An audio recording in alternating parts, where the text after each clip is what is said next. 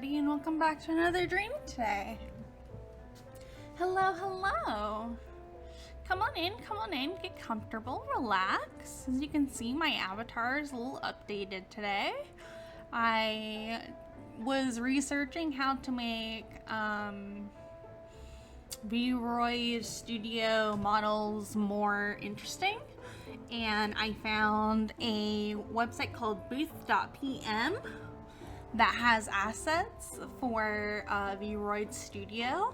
So if you're interested in any of the assets that I'm using, or if you want to know all the details of my model, you can go ahead and click the credits page on the About Me section of my channel, and you can see all the assets that I use on my avatar, as well as anything else that's going on with it. But yeah, I'm gonna try to keep my VTuber updated a little bit better. I want to get a Christmas outfit for next week, so look forward to that. But yeah, lots of changes, so yeah.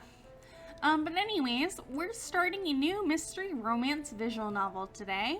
It is called Dark Nights. It is, let's see, when was it made? Published, release date 2022. Oh, Halloween 2022. Okay, so pretty recent. I don't know much about it other than there's a recommended route that we're supposed to take that kind of helps us figure out all the hints that are in each route. We are going to play multiple routes of this game, so get excited for lots of dark nights for the next few weeks. This is what we're going to be doing on Fridays from now on.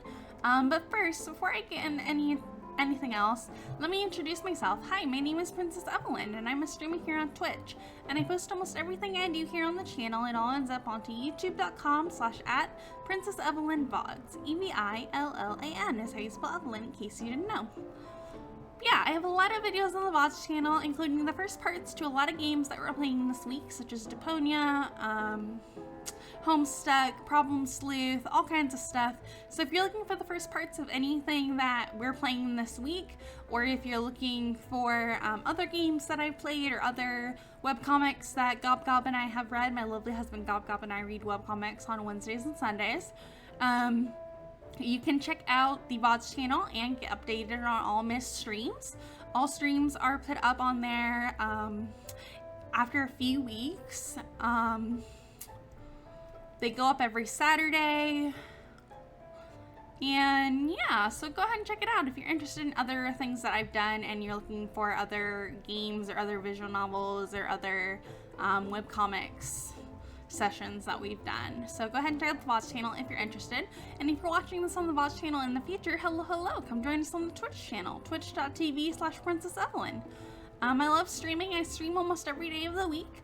I stream Tuesday, Thursday, Friday for video games, and Wednesdays and Sundays, as I said, are webcomics with my lovely husband, Gob Gob the Goblin, and you can check him out on Twitch as well.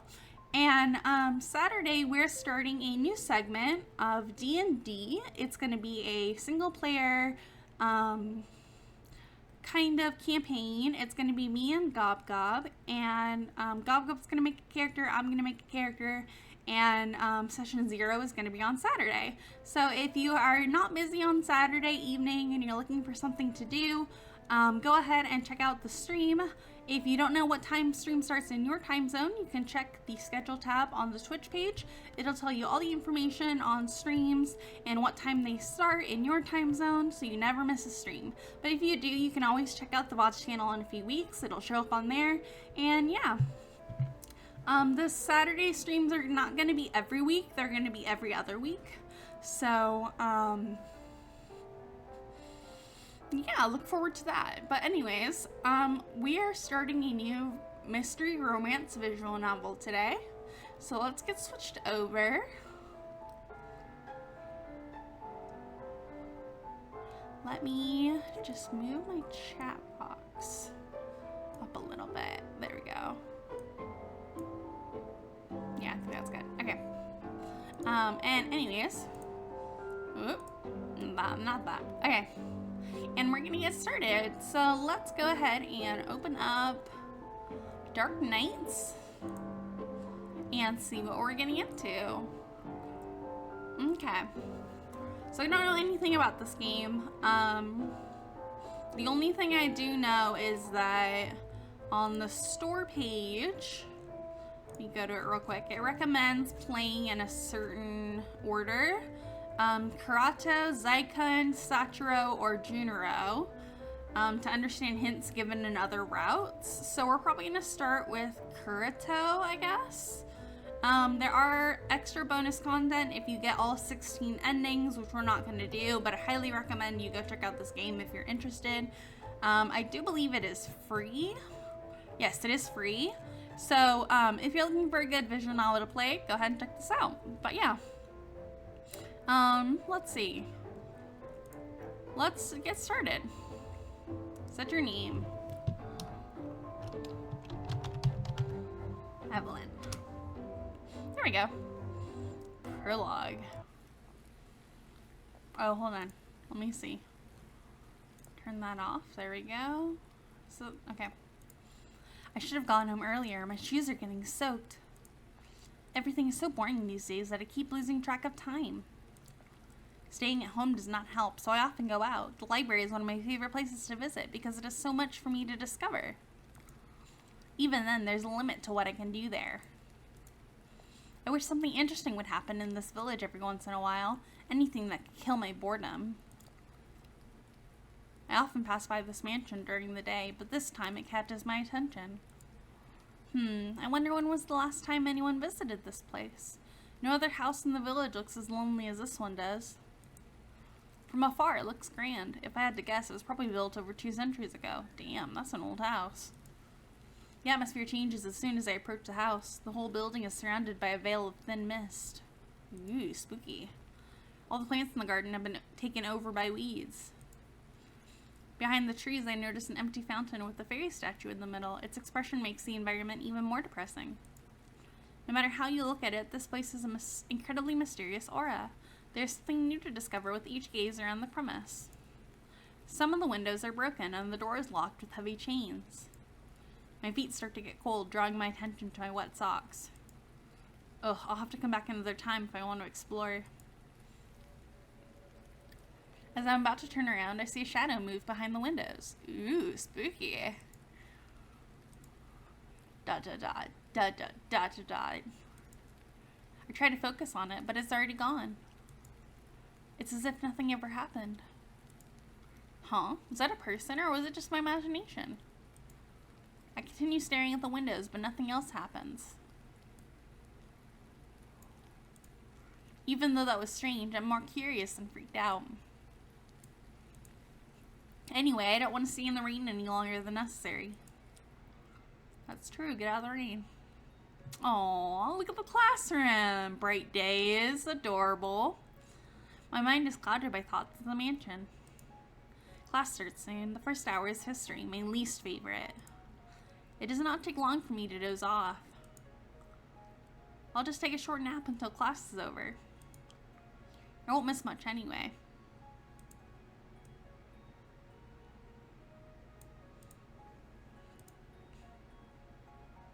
When I finally opened my eyes, school has already ended. I slept through all my classes. Oh God.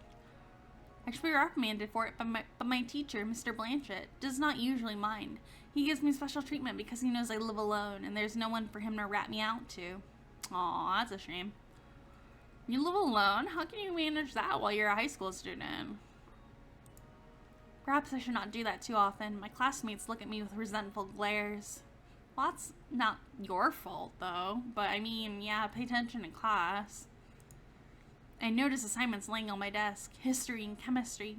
Ugh, school. Mr. Blanchett gave us more homework than usual. It can't get any more boring than doing the same assignments over and over again. It seems like the other students have already gone home. Damn, everybody left? So you arrived early and then you leave late? My friends didn't even bother to wake me up. Ouch, what friends? I'll get back at them for this. Ugh, now I feel too lazy to get up.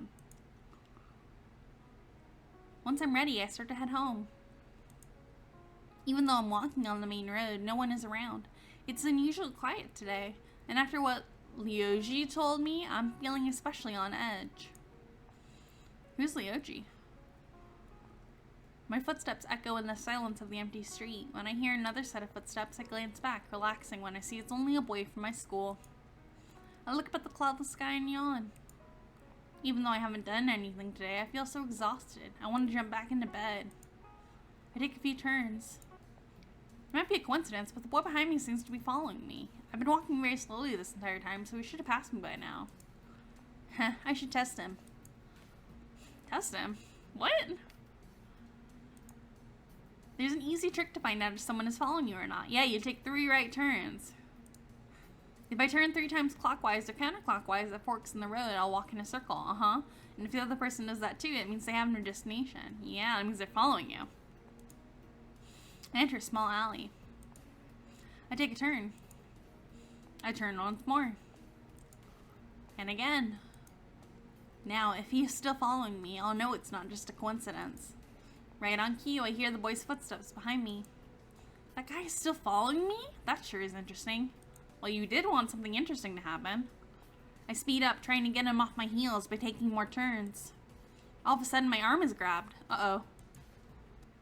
I abruptly stop and turn around. It seems that my stalker has caught up with me. Oh, he's just a first year. Hello. Oh, how to do a boy voice? Hello. We don't know each other, but we go to the same school, and I just wanted to ask you something. What is it? Well, dot. Will you go out with me? What? Random? No. Oh, damn. Shot down. Not even a second thought. Shot down. Dot. You gonna say anything? You just gonna accept that no? To break the ice, I say. Is that all you wanted to ask? The boy looks at me and scratches his head, obviously flustered. I've never seen him before. This confession is all too sudden. It may have taken a lot of courage for him to confess to me, but I do not appreciate his creepy stalkerish approach to things. This guy's been following me. Hi, Gob. Hello.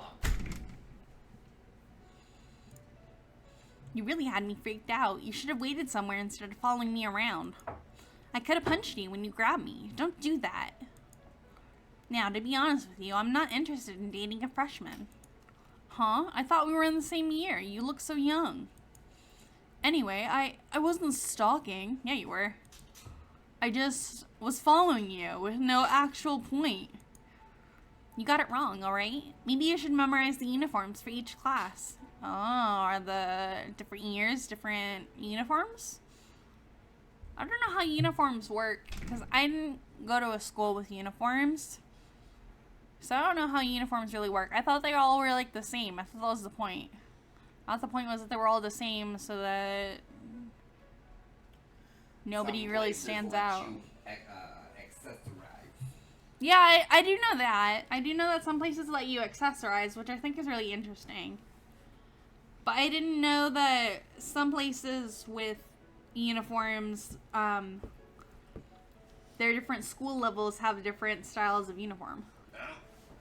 Oh, yeah. Haven't you watched Harry Potter? Depending on your grade, you have a different cloak. Oh, that's true, I suppose. And they're uniform-based. They are uniform-based, but they all wear robes. They all wear the same thing. What? You saying robes on a uniform now? I guess they are. Nope, I'll remember that. I'll remember that.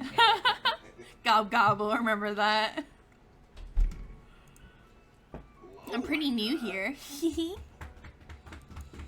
The first time I saw you, I immediately fell for you. Will you go out with me? Please, give me a chance. Love you. You gonna go smoke? I roll my eyes at his cheesy lines. Pfft, so impatient, too. My answer is still no. Now let me go. Please. The boy keeps holding on to me, even when I try to pull myself free. Wow, he's really insistent. Frustrated, I violently tug my arm away. This guy's attitude is really creeping me out. All the more reason to refuse him. He doesn't seem to know when to give up. What a brat. Sorry, forget what I said. Give me another chance. Let's start out as friends and get to know each other better. The boy grabs my other arm and pulls me closer. He's getting more forceful as he tries to keep our conversation going. Uh-oh. Uh-oh. This is turning into, like, a little bit of an assault. If you're ever feeling pressured like this by somebody, no is still an option. And really what they should be doing is they should be taking your no and just rolling with it, right? Like, they should accept your no. Because no is still an answer. And we already told him no twice now. So the fact that he keeps pushing it means that he's not listening. Which means he's probably not going to be a good partner either way. Because he's not listening to us. He just wants... He just wants, like, whatever mental envisionment he has about dating us, right? He doesn't even really care about us. Because if he cared, he wouldn't be trying... One, he wouldn't be trying to pressure us. Two, he wouldn't be, like, putting his hands on us either. So, probably not a good boyfriend material.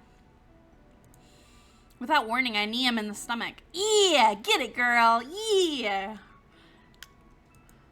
He yelps and doubles over, finally letting me go. Ow. Ow. Don't make me repeat myself. I'm sorry. Please give me another chance. A third chance? No. Is he a masochist? He reaches towards me again, but I step aside and grab his arm first. Skillfully, I seize his other arm and fold them both behind his back. When I speak again, my voice is stern. Try that again and you won't live to regret it. Eh? I never expected a small girl like you to be so strong. I mean, yes, ma'am. If you understand, then go. With a sigh, I release the boy and watch as he runs away. I hear him mumble something inaudible before he disappears down another street. The first years are always so troublesome. He called me a small girl, even though he was small himself. People like him will always stay persistent unless I'm clear with them. That's a little bit more than just being clear, but yeah, I guess. Maybe I should report him to the administration. Well, they probably roughed him up enough to teach him a lesson. Probably. Probably learned his lesson. Hopefully.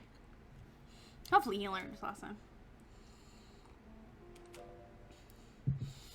Once I get home, I go to my room. Bright days. Aw, look at the little picture pad. And the bunny. Adorable. What does it say? Study hard, exam, maths. I put my bag on the desk and drop down onto my bed. As usual, the silence of my house is so heavy I can feel it making my shoulders sag. I live alone because my parents work overseas. They're usually busy, but they still call me whenever they can. Is it too quiet? Hold on, let me turn it up. There we go. It's not like I miss them, but it's boring to be always alone. I used to have many hobbies, but as soon as I grew up, they started to feel pointless. At some point, they all became repetitive. You might have depression, girl. I do not want to spend my life in an endless cycle in the same routine. As if I'm not doing that right now. For the time being, I'll just stay as I am. This village has always been quiet. Aside from the same holidays every year, there's not much going on. I wish something exciting would happen. I don't know if you wish that. Actually, perhaps I can make my own excitement. I can try something new. But you already had some excitement for today. You got a guy stalk you. That sounds exciting enough for me. Unless my fate has already been decided for me. If I could, I would rewrite this boring village. I think I forgot something. There was something I wanted to do. You wanted to go check out that mansion. Ah, that mysterious mansion. I'm too sleepy right now. So tired. Yawn. Zzz. My eyelids feel heavy and before I know it, I'm fast asleep. Next day, you didn't even eat anything. Evelyn, Evelyn! What is it, Ikia? Did you get in a fight with another student yesterday? Huh? Why do you ask? There's a rumor that you roughed up a freshman yesterday for no reason. Seriously? That brat. I should have reported him. Of course, I'm on your side. I don't believe you would do such a thing. A part of it is actually true, but to be fair, he was stalking me, being very forceful, so I simply defended myself. A dark-haired boy walks towards us. Hey, you're cute. Are you a romance option? Because you're really cute. I like you have a lot of crosses going on, and like this, just this general spot right here. You have the cross on your tie, the cross on your neck, and the cross in your ear. He's a little much, don't you think? Oh, it's Leoji. This is Leoji. Okay. His name is Leoji. Like Ikuya, I met him in primary school. Aw, so we've been friends for a long, long time. Okay. Evelyn, there's a difference between self-defense and assault. Oh, that's Leoji. Evelyn, there's a difference between self-defense and assault. I doubt Mr. Class President will ever understand. You really do remind me of a wild rose. That's random and weird. Okay. I grew roots in this place. I die of boredom. Oh, this reminds me of that time from 2 years ago. You know, when you beat up those seniors. Damn, we beat up a lot of people. It wasn't like I wanted to do it. Besides, I only got involved because they started hazing all the freshmen. It's not my fault I couldn't hold back. Try to be nicer to your fellow students. Fine, I'll do my best. You should care more about your reputation. I don't think we have a great reputation. Aren't you afraid that you won't be able to make new friends now that the rumor is going around? Why do I need to make friends? I have you two. I didn't intend to make friends with the freshmen anyway. You always seem so bored. Oh, you always seem so bored. Meeting new people or falling in love will make your life more exciting. ... Yeah, I think we're good enough with just exploring that mansion. No comment. Shortly afterwards, we began to prepare for our trip to the forest. Okay, random and weird. Our history teacher will be our guide. He supposedly wants to show the class a monument we learned about in class. He claims pictures and books are nothing compared to the real thing. That's true. If you have a chance to go see like historical monuments and stuff in person, they're a lot more interesting in person than they are through picture books. Some of them. Most of them, I think. But there's some historical monuments that are just boring no matter how much you go into them.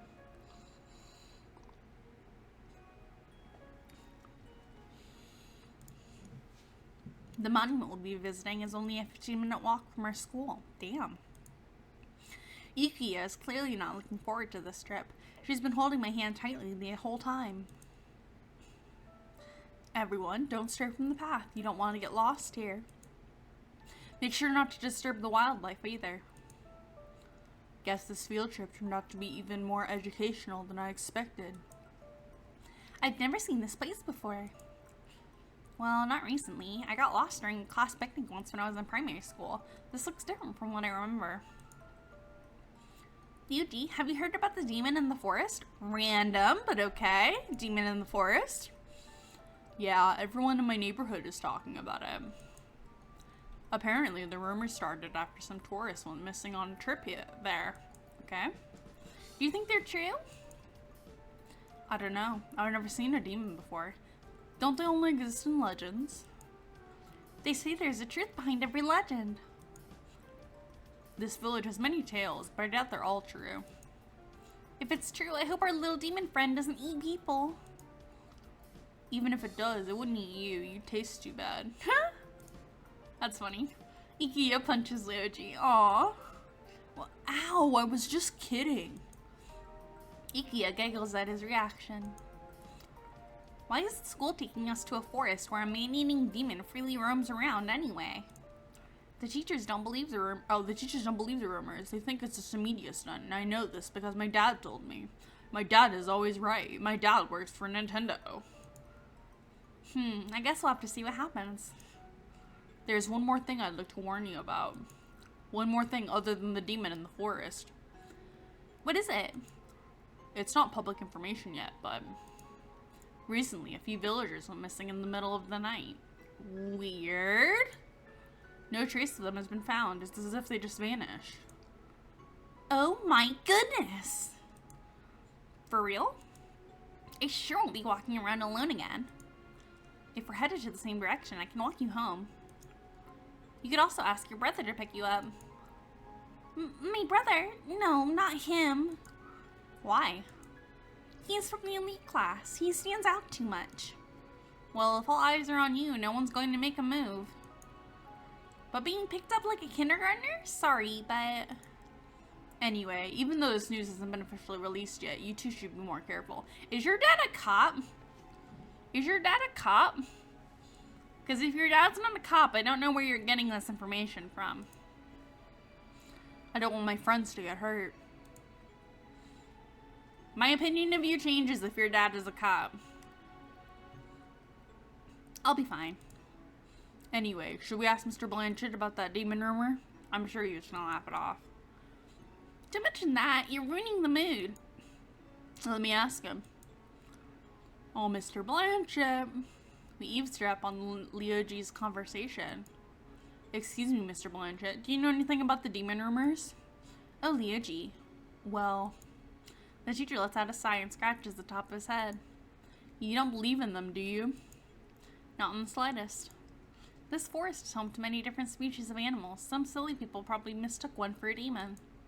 Besides, there's no proof of their existence. Legends about this forest were just stories made up to scare little children, which is pretty much what those kind of tales are all about. They're all supposed to scare children to stay out of the forest and stay away from places that are dark and scary and where people can attack you and things like that. Like, mostly there to help with, like, public safety and things like that. That's why stories like that get told.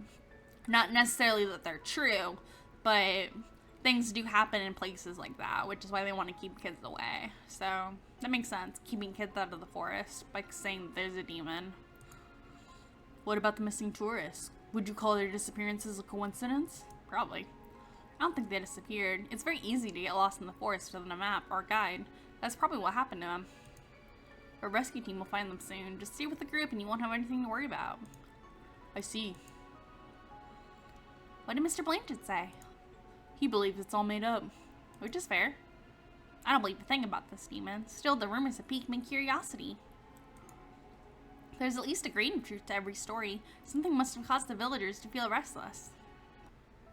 Hey, what do you guys think about doing a little expedition of our own? That sounds like a bad idea. That sounds interesting. But those missing tourists, what if we get lost too? Don't worry, I have a map, and we can always signal for help with the torch. Really? You'll set the forest on fire with that. Why would you even have one of those? This isn't the Middle Ages. Just kidding, I've got a phone with me. Yeah, that's a lot more reasonable. Can you even get a signal out here? Mr. Blanchett will. Oh, Mr. Blanchett will. Aw, don't worry, Gia. I'm sure everything will go smoothly. If anything does happen, you can blame it on me. Sure, but that doesn't guarantee our safety. Ah, stop overthinking it. You're a little bit of a troublemaker, aren't you, Leo G? What are the chances of anything bad happening? You're a little bit of an instigator. It would just be like a walk in the park. The worst thing that could happen to us is getting lost, which would be bad, but you do live around here. Of course that'd be the worst. Don't tell me you're planning for it to happen. Nah, it just occurred to me. I haven't been to the forest in a while. This place looked worse in my memories. Yeah, this place looks too nice for a demon to live in. While we're here, we can look for the missing tourists. Well, I'm up for it. Come with us, Iki. I think it'll be fun. Fine. Everyone gather together and let's go. The students line up in small groups. The teacher makes sure everyone is present before moving on. Psst, when do we sneak out? Let's head to the back of the line. You won't be able to see us there. Sneaky, sneaky. As the group follows the path, we go the other way. A few minutes later, we end up at a fork in the path. Ew, look, a crossroad. Which path should we take? According to the map, the right path goes farther into the forest, while the left one heads to a waterfall. Let's go to the waterfall. I don't think there's anything of interest among more trees anyways. Excited, Leoji skips ahead. Waterfall! Oh, I love these little, scenery designs. They're so cute. The little lily pads and the little water lily flowers, they're so cute. And the dappled trees, adorable. After a few minutes of walking, we reached the waterfall. A large shimmering lake ringed by lily pads rests at the bottom of it. The cliff face of the waterfall also has a path of rocks lined along it, providing easy access to the other side of the water. The water is so clear I can see the bottom. Damn, that's cool. Whoa, it's huge! The water looks so sparkly, I want to jump right in! You get excited over the simplest things, don't you? There might be dangerous animals or bacteria in the water. If you jump into it, you'll probably be eaten alive. Boo, you always ruin my fun. Luigi chuckles at her reaction. I take a closer look at the lake. I can hear the sound of birds singing, but there does not seem to be any other animals around. These rocks could serve as perfect seats. Evelyn, come here. I'm going to explore for a bit. I'll be back soon. We'll be waiting here. Don't go too far, okay? I know, don't worry. I skip over to the right side of the waterfall, trying to see what might be behind the steep stream of water. To my surprise, there seems to be a hidden cave. Ooh, hidden cave. Secrets? From the corner of my eye, I notice a shadow moving in the bushes. It moves so fast that my eyes cannot make out what it is. It does not help that I was not paying attention. Whatever it is, I'm pretty sure it just went into the cave. I look towards the entrance and notice another small path of rocks leading inside. Curiosity gets the better of me, compelling me to take a look. I carefully make my way across the rocks. After I manage to get behind the waterfall, I peer around the cave. I cannot see anything in the darkness. The sound of falling water echoes around me. I wish I had my phone with me so I could use it as a flashlight. What could be back there? I know I saw something hidden a moment ago, but I can't see anything. Was it just my imagination? Again? I try to shout, but the sound of crashing water overpowers my voice. As I walk deeper into the cave, I try again. Hello? Is anybody there? Dot dot.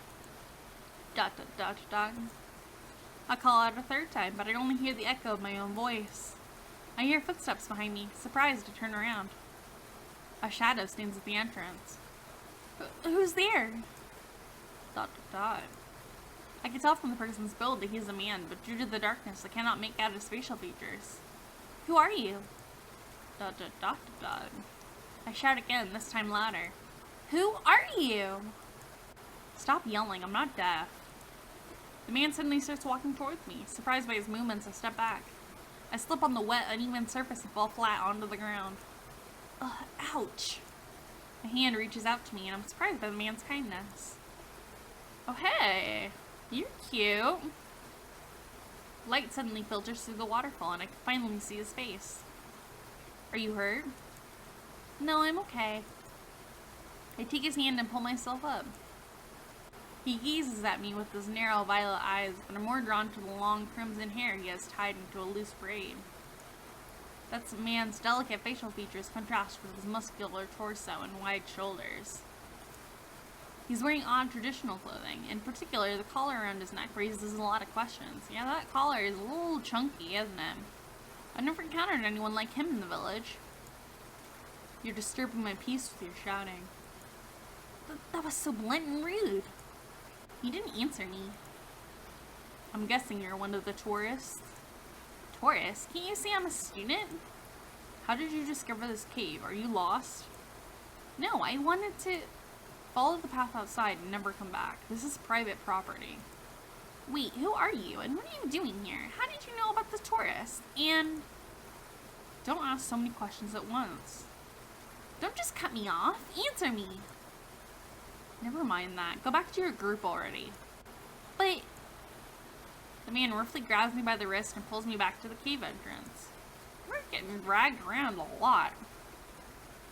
Hey! Stay away from this place.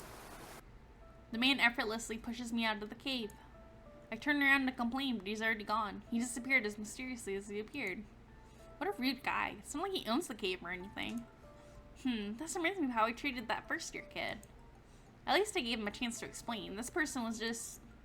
If no one's allowed to go in there, then what about the crimson-haired man? He seemed to know about the tourists, too.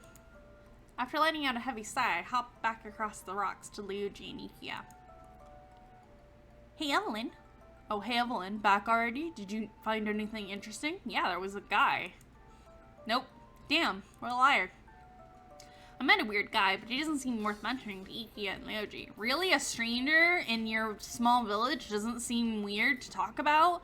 Especially a guy who's trying to get you to stay off his quote-unquote private property in a cave? That's not interesting enough to talk about?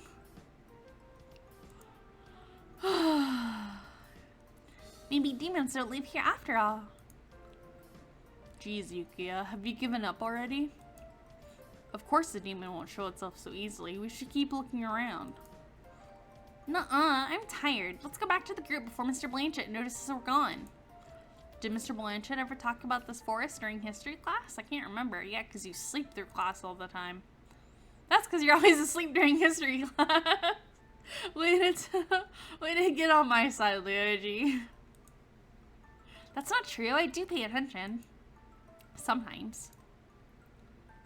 My friends chuckle. It's been a long day. My feet hurt from all the walking. I'm still curious about what secrets the forest has.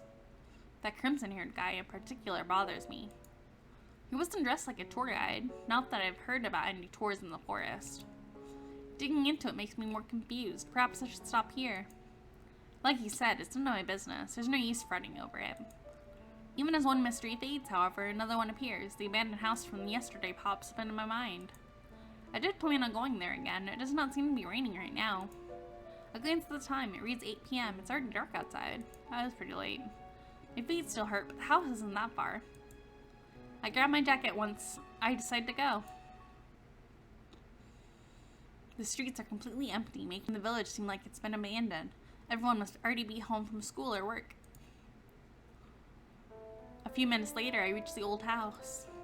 It looks exactly the same as last time. Even though it did not rain today, it's still surrounded by that eerie mist. The previous owner must have been very rich to afford the construction of this mansion, especially with all its fine details. It shouldn't be a problem if I look around. The house looks larger and older now that I'm close. I inspect the big chains locking the doors. They're not old and rusty like I expected. They seem like they were put on recently. Perhaps the residence has a new owner. Suddenly, I hear a sigh from behind me. I quickly turn around to look at the source of the sound. There's someone sitting on the edge of the fountain. He blends so well with the dreary mist that I had not noticed him when I first entered. I slowly approach the man. Up close, I notice he looks near my age. He is most likely from the same school as me, but I've never seen him before. His uniform design is not one that I recognize. Perhaps he's part of the elite class, like Kiki's brother. Each elite student wears a custom-designed uniform, making it difficult to be certain they even attend our school. Oh, that's kind of cool. Elite uniforms? To complement their unique uniforms, the elite class also has special rules, but I never bothered looking into them. Its members hardly appear at school, so only a few of us have ever seen their faces. Needless to say, there are many rumors about that class. According to Ikia, you need to have very high grades to qualify, but there might be more to it than that. Many students envy their status. Hello. Oh, you're cute. You got that kind of sleepy look on your face.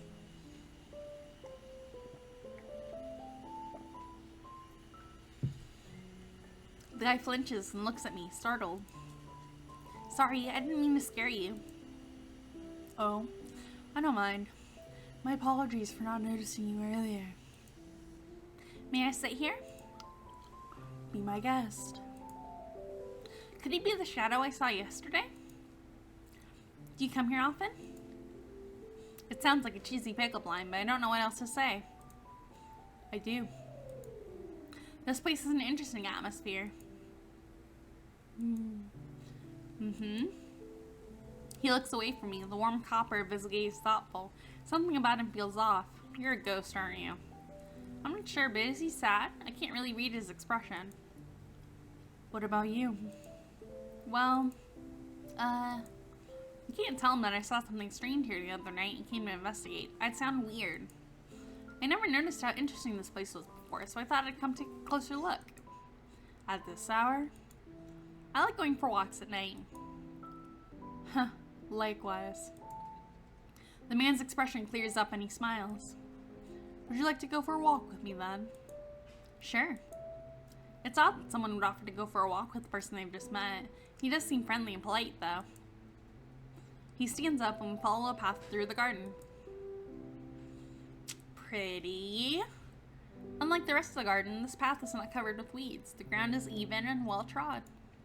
As we walk, he points out the statues hidden away by unusual shrubs and flowers I've not seen before. He does so naturally. It's as if he owns the place. The moonlight and starry sky illuminate the view, which makes it even more beautiful. I never expected to find beauty in a place like this. The man smiles mysteriously at my comment. You seem to know a lot about this mansion. I would be happy to answer any questions you have. Do you know who put the chains on the doors? His eyes swivel away from mine again. The man hesitates to speak. I seem to have found my answer. ... I do not know about it. I guess he doesn't even want to say. He looks flustered. Maybe I shouldn't push any further right now. He did say you could answer questions, though. It's getting late. I should go home. Have a good night.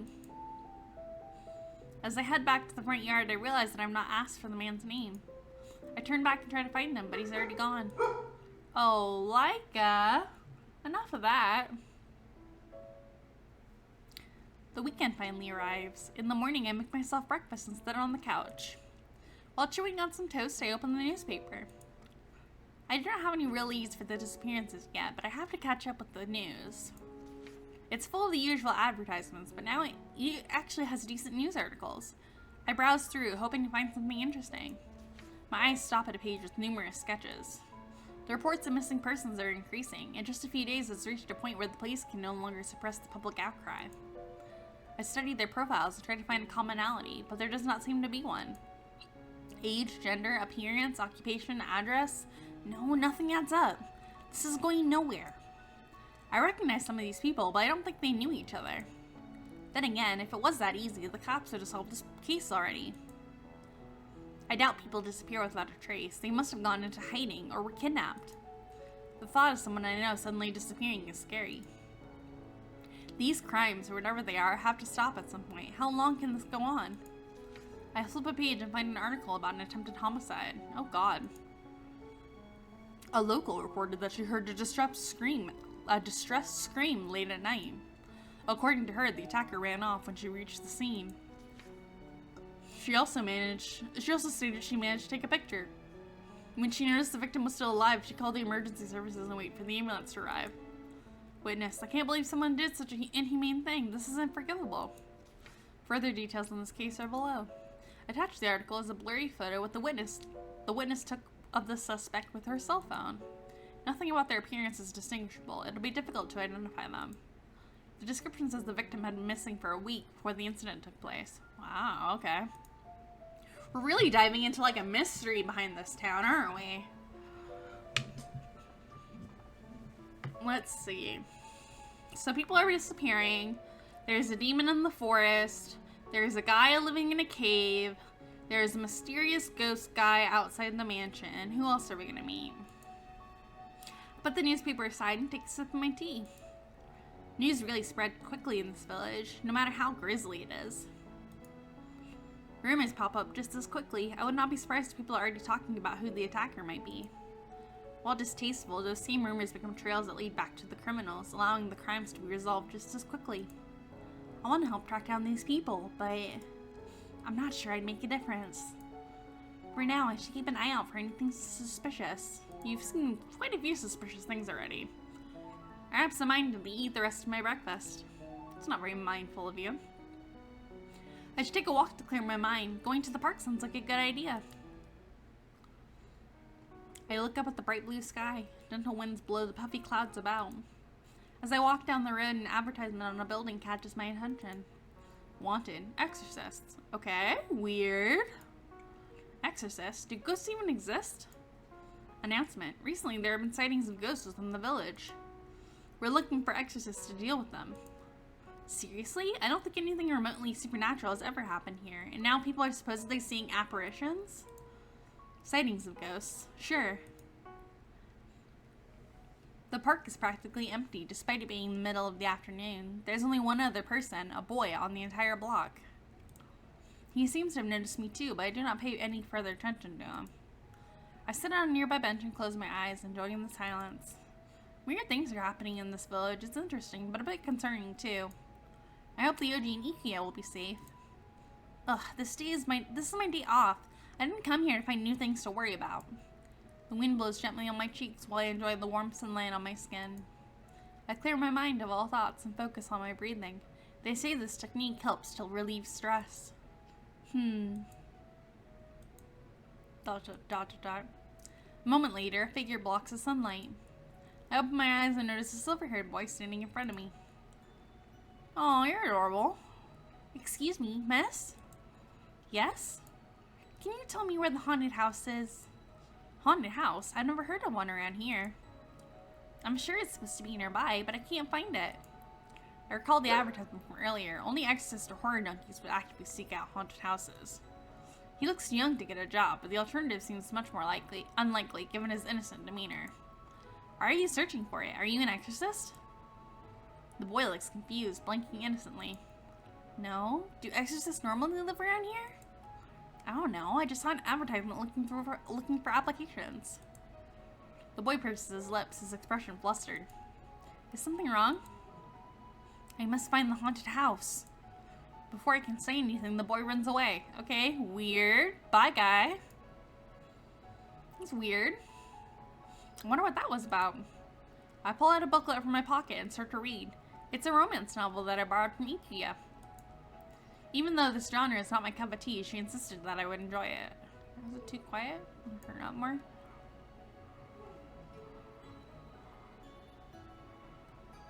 Alright, turned it up more, so now hopefully it's not too quiet. Hopefully you can still hear the music and stuff. I expected it would be something cheesy from the start, but so far nothing romantic has happened. The story feels more of like a slice of life piece. Perhaps that's why Ikia recommended it. Suddenly the sky becomes cloudy. Bah, is it gonna rain again already? The time to go home then. As I'm leaving the park, I notice the boy from earlier lying on the ground, his face against the dirt. Did he collapse? Quickly I go over to him and kneel down. Hey, are you okay? ... What happened? I don't have much time. What do you mean? The boy passes out before he can reply. Hey, don't pass out here. Ugh, what should I do? I panic as I look around, but nobody else is in the park. I have no way of placing an emergency call. Thankfully, he does not look that bad. Where's your cell phone? I have no choice. I can't leave him here when it's about to rain. Yeah, you can. You don't know this guy. The clouds become darker with every passing minute. When I look up, I feel cold raindrops on my face. I manage to carry the boy to a dry spot under a tree before the rain starts pouring. I'm surprised by how easy it is. He weighs less than you would assume by looking at him. Why did he faint? Does he have some sort of illness? Maybe I should take him to a hospital. Well, it'll have to wait until after the rain stops. I don't want to risk him getting any sicker. The rain creates a curtain around the tree, a few drops sneaking between the leaves to land on us. What an unlucky day. I bow my head to look at the boy. Aw, he's such an adorable baby face. How old could he be? I bet he's way younger than me. His hair looks so soft. I want to touch it. Just then, the boy slowly opens his eyes. Are you okay? The boy mumbles something before closing his eyes again. Hey! Worried, I gently shake his shoulder to wake him up. He immediately opens his eyes and crawls away from me. Sorry! So sorry. I thought... Oh, it's you. Right.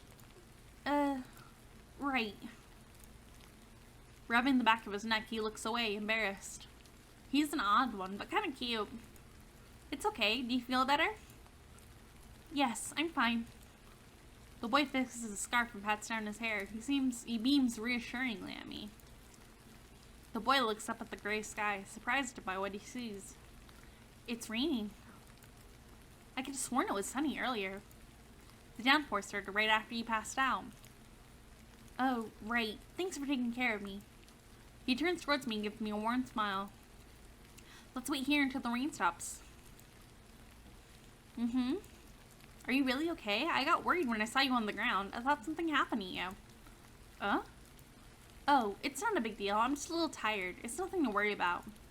Passing out from exhaustion is very serious. We should get you to a doctor.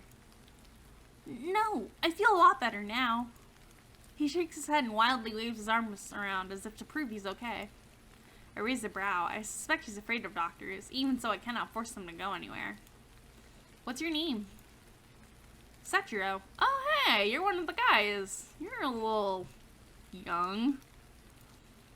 Nice to meet you, Sachiro. You can call me Evillan. You mentioned a haunted house before. Can you tell me more about it?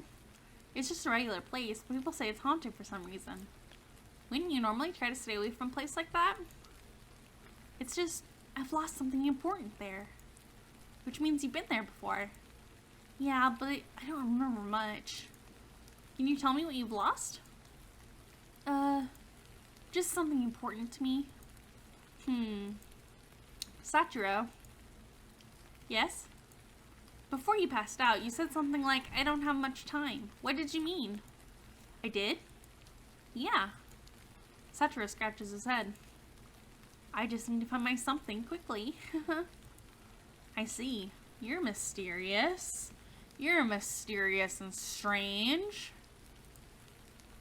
We sit side by side and watch the rain. I glance over at the boy. I do not know what happened, but he looks less pale than before.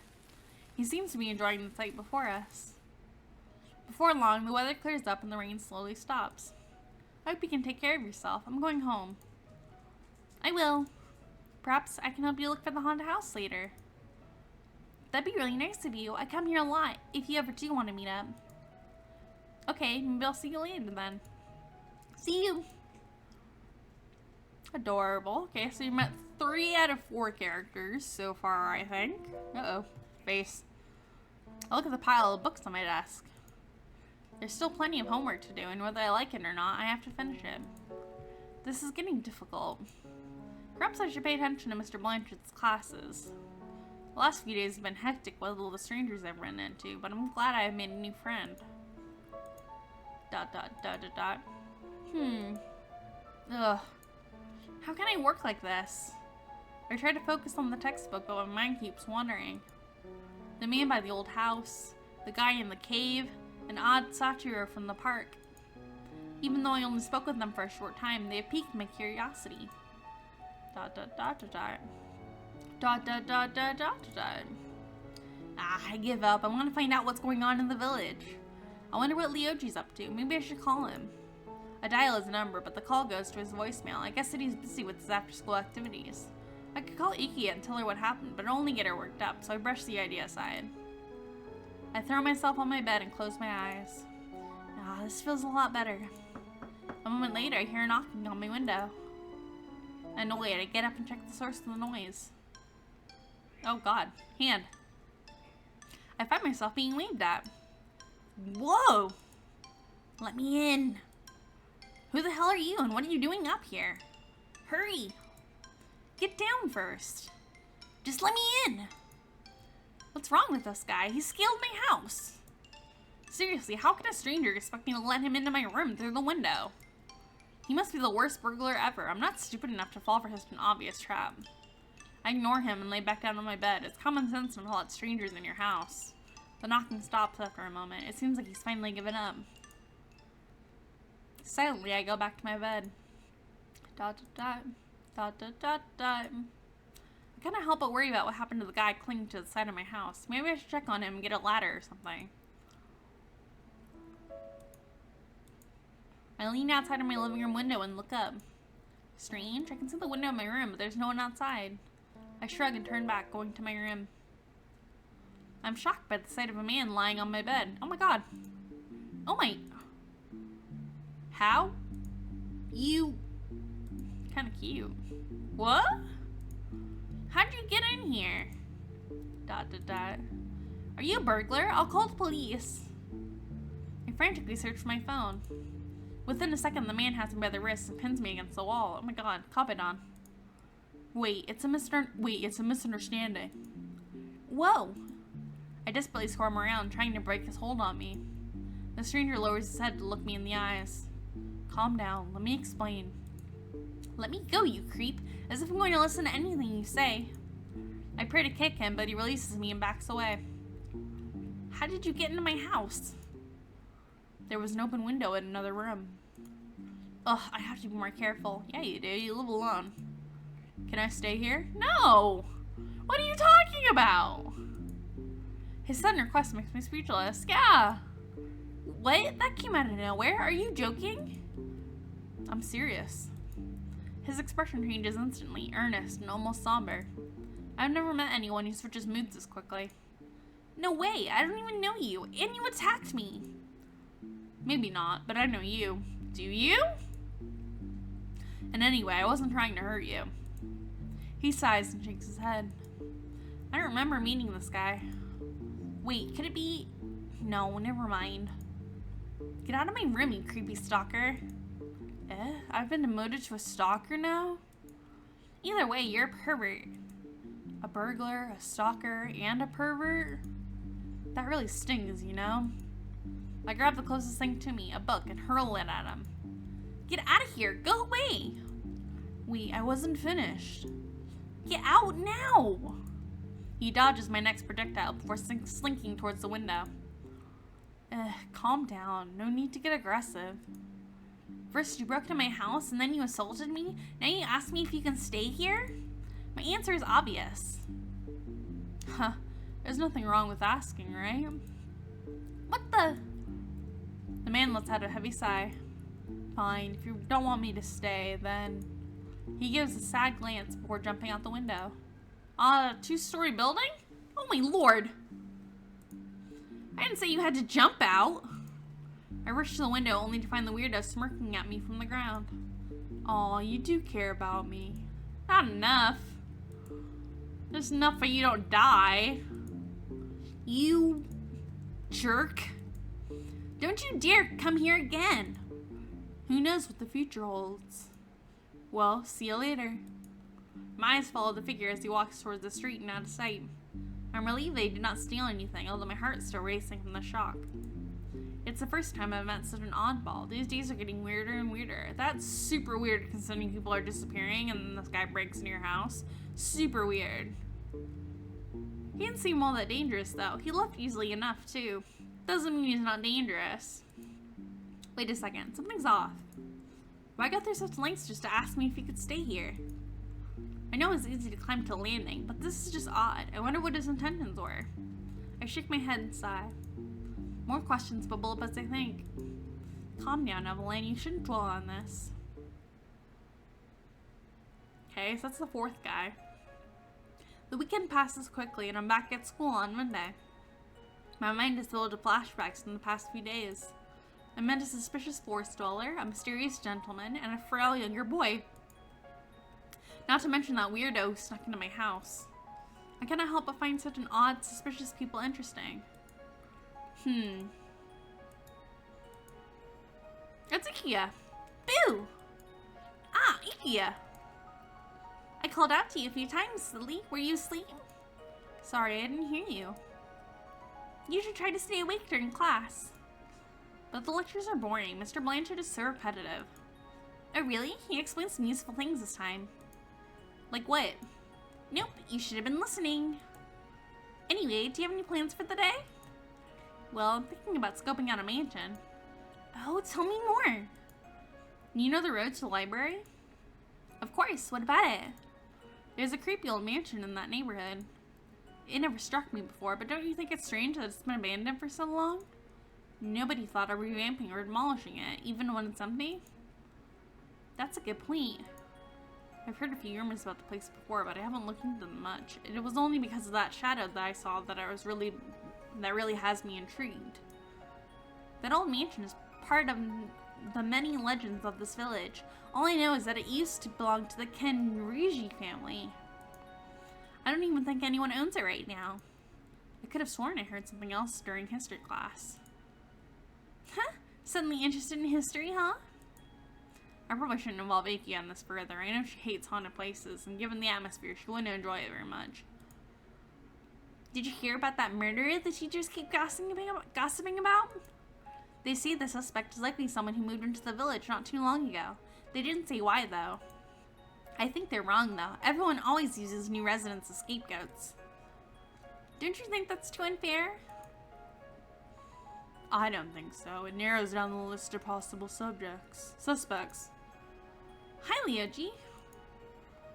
It makes sense because no one knows the newcomers very well. They're naturally the most suspicious for now.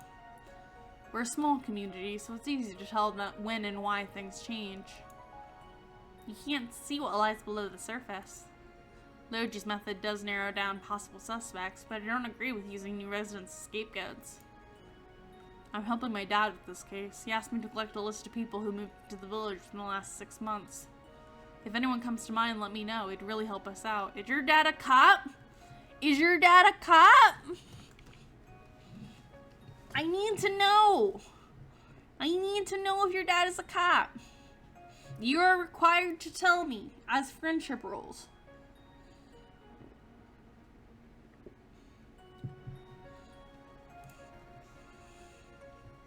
I don't really agree with your method, but I'll let you know if I think of anyone.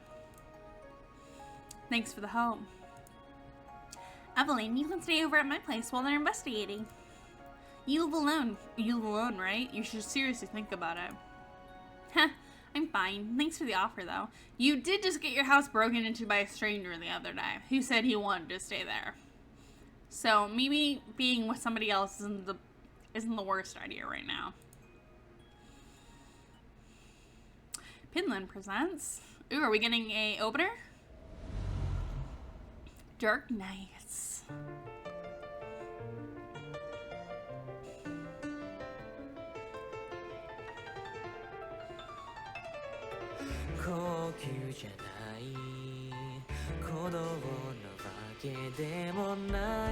Zaikun, Junoru, Karato, Sachiro.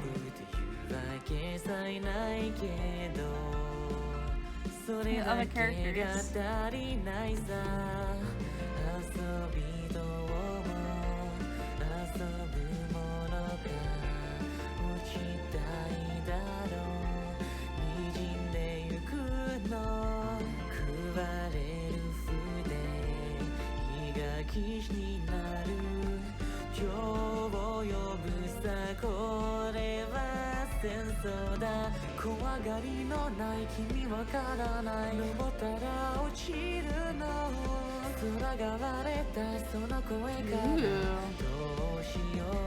Do you think it's a game? Do you think I will be played? So many characters.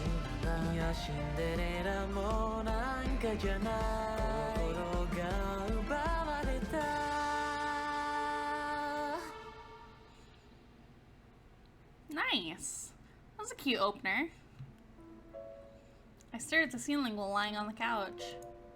I think about what Iki and Lyoji said earlier. Someone not from this village? Just in these past few days, I met 4 faces I've never seen before. Any of them could have moved here around the same time those disappearances started. It's possible that one of them is involved. Against my better judgment, I cannot help but want to investigate them further on my own. The excitement is overwhelming.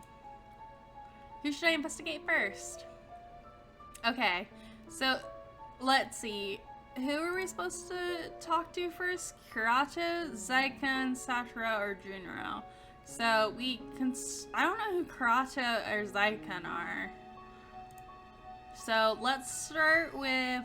I don't know.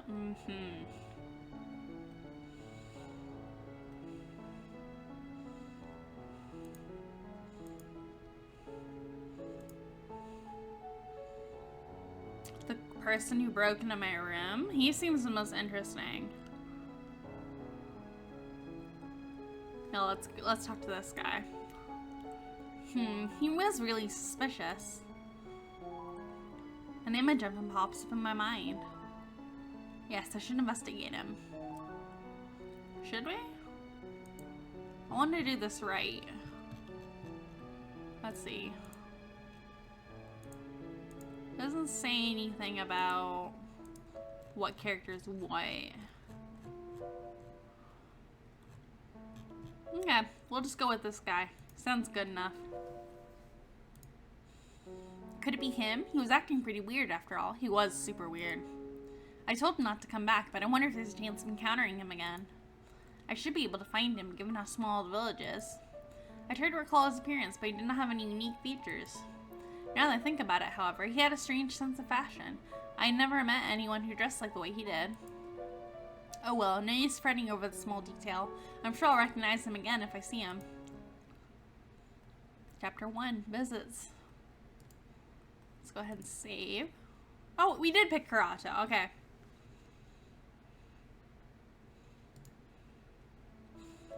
Is that who we're supposed to pick? Yeah.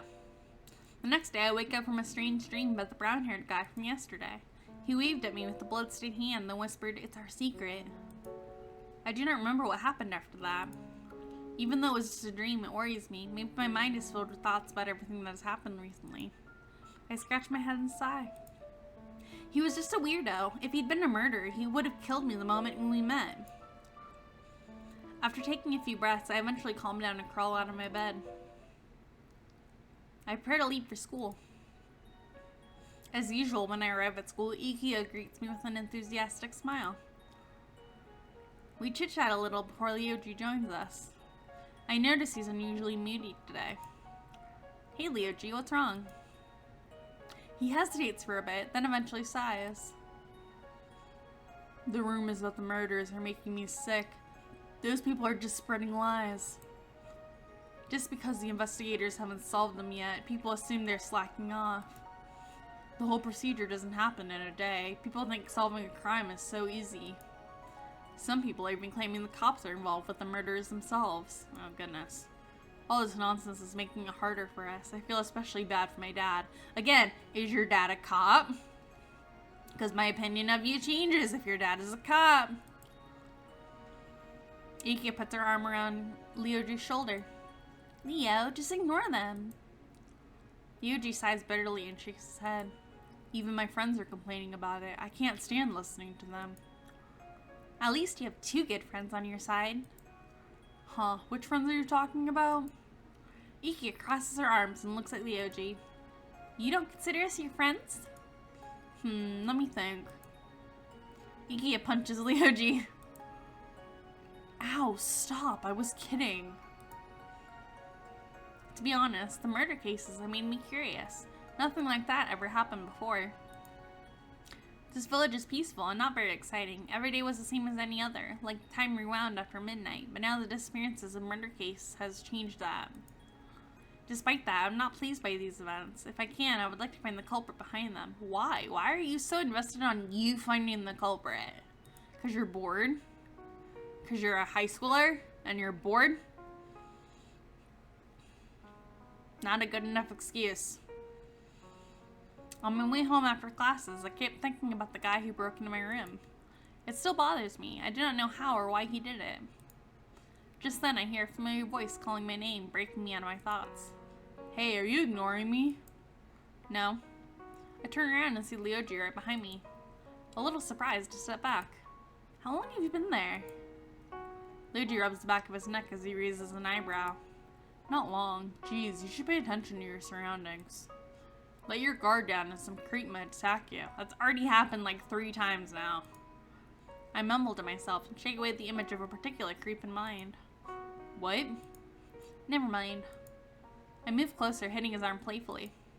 So what are you still doing here? Aren't you going home? Well, I was wondering if you wanted to walk home together. His suggestion catches me off guard. It's been months since we walked home together.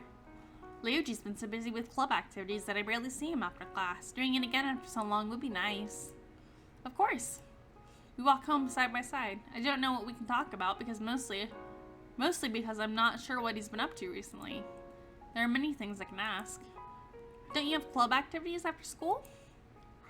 I've decided to skip them for today. I feel too tired to stay at school any longer. Besides, it feels like we haven't talked much lately. Heh, you have duties as the class president. I get that you're busy. I'm sorry for dumping that role on you. I didn't feel suited for it. It's still a bad excuse for spending less time with my friends. I took the role, so it's my responsibility now. If you say so. This might be out of the blue, but is it just me or have we all changed since our first year? Even Yukiko is busy with her own stuff right now. Leoji looks up at the sky with a melancholic expression, as though looking at something nostalgic. To be honest, I feel the same way. But if everything is better like this, then we should let it be.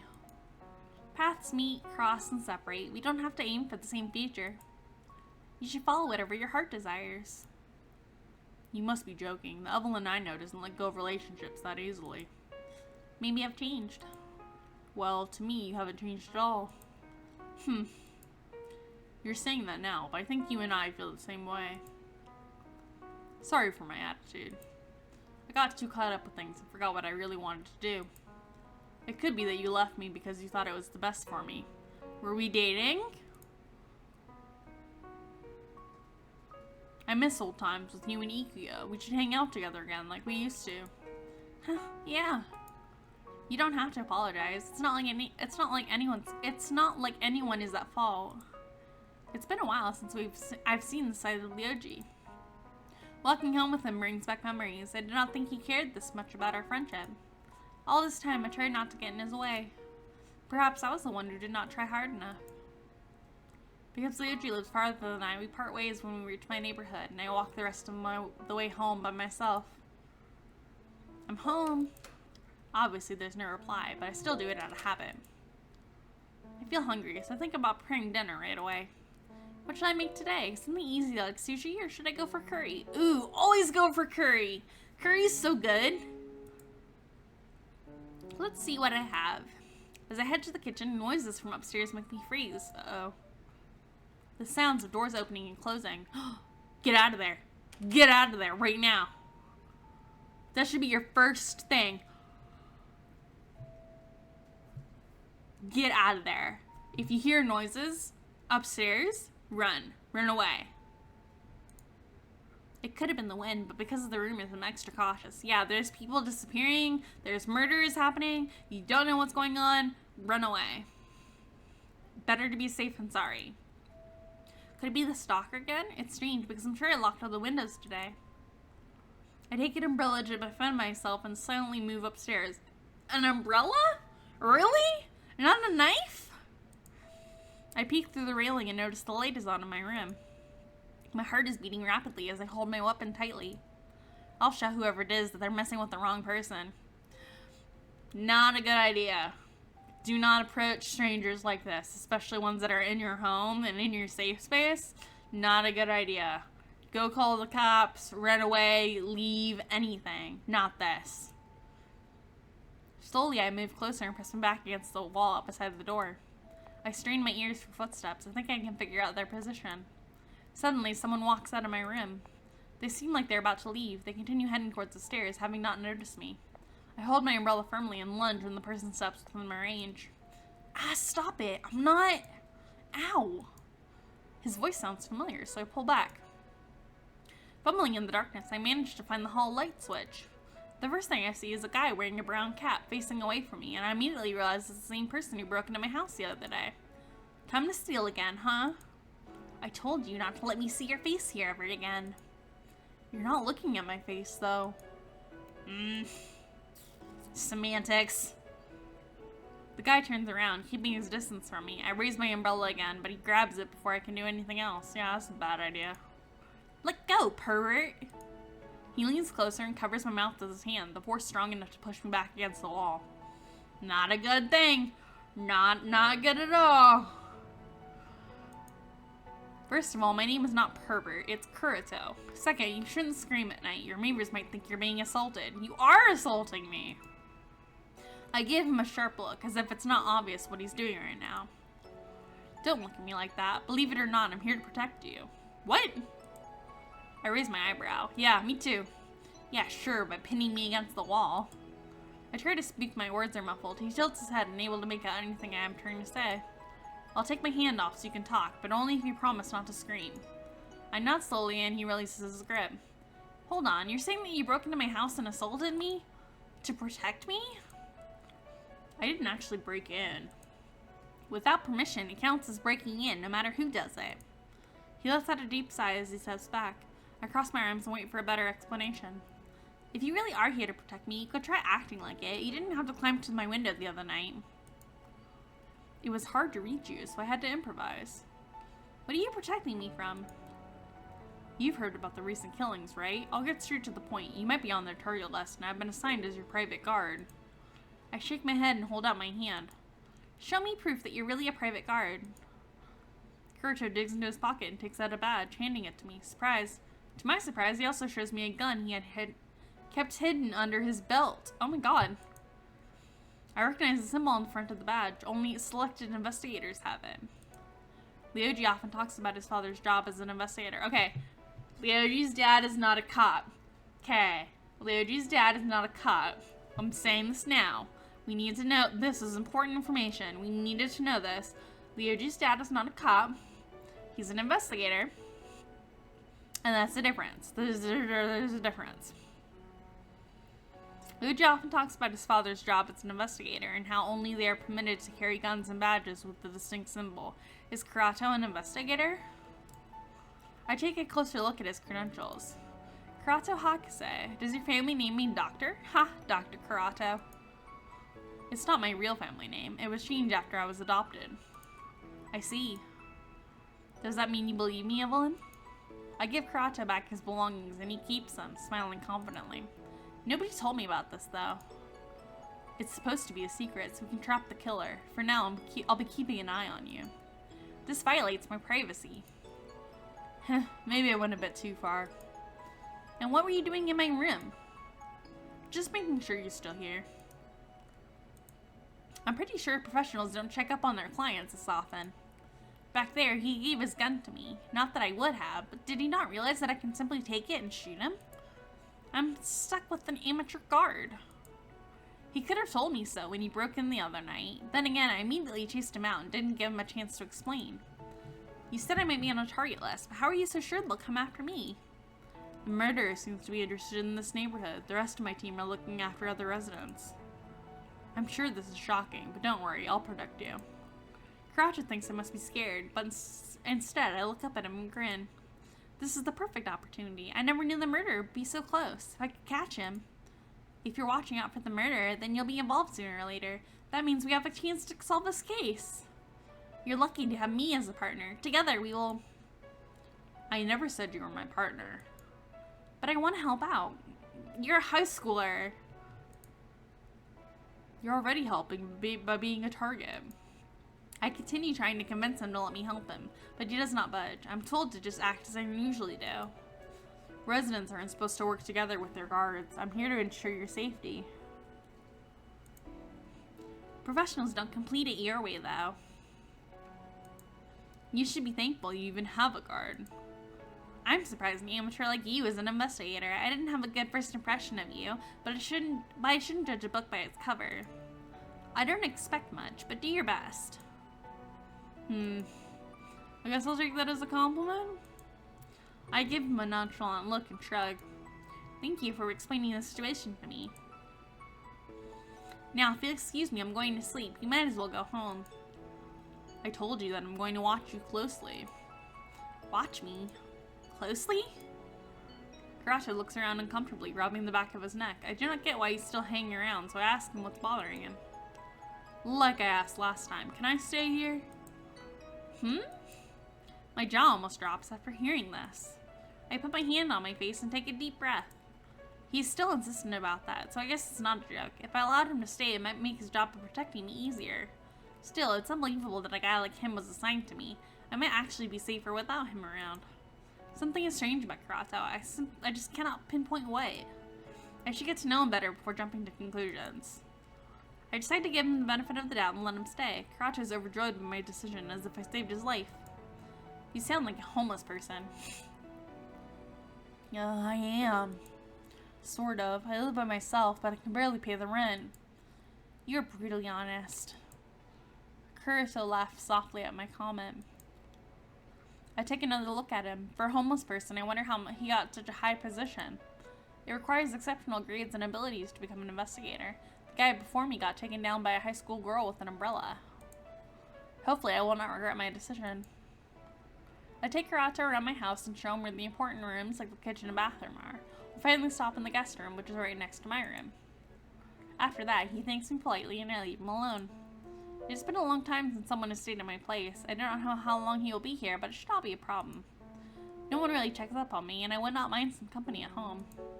My first impression of him was terrible, but that may change. I'm curious as to what he's got up his sleeve. Before I go to sleep, I take a quick shower. With a large towel wrapped around my body, I look at myself in the mirror. Iki has always teased me that I should interact more often with people, but I always seem to attract creeps. I must look like an easy target or something. Besides, I think my personality frightens people instead. Maybe I should work on that. Maybe not. Oh my god! Suddenly, the door swings open and reveals Karate, who steps into the bathroom. I freeze on the spot when I notice he's not wearing anything except for a towel hanging from his waist. My gaze lingers on his fair build. He must have gone through a lot of training to achieve such a body. He looks fitting for the role of an investigator like this. God, what am I thinking?